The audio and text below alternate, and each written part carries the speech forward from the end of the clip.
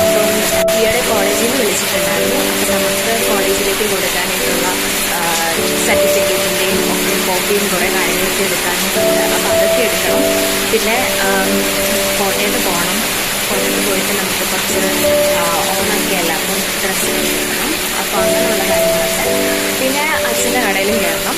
അപ്പോൾ അതൊക്കെയാണ് നമ്മുടെ ഇന്നത്തെ വ്ളോഗ്. അപ്പോൾ ഇതാണ് നമ്മുടെ ഇന്നത്തെ ഔട്ട്ഫിറ്റ്.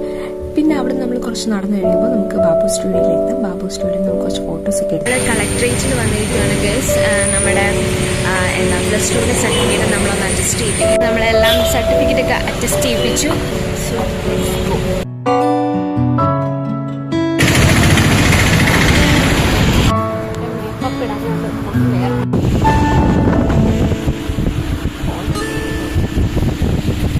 പിന്നെ നമ്മൾ നർമ്മദയിൽ വന്നു.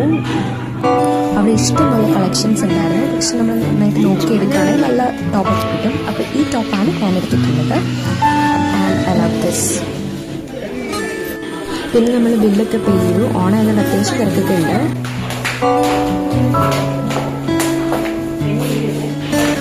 നമ്മളങ്ങനെ പർച്ചേസിങ് പോയി നല്ല മസാല ദോശ. എനിക്ക് മസാല ദോശ വേണ്ട, എനിക്ക് പൂരിയൊന്നും വേണ്ട. ഇതെല്ലാം കഴിച്ചാൽ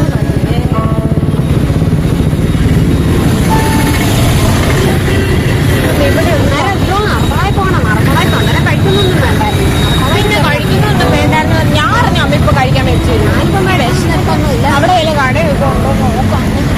ചോദിച്ചു അവിടെയാവുള്ളത് ഞാൻ പറഞ്ഞ കോട്ടൺ വെജിറ്റേറിയൻ ഫുഡ്.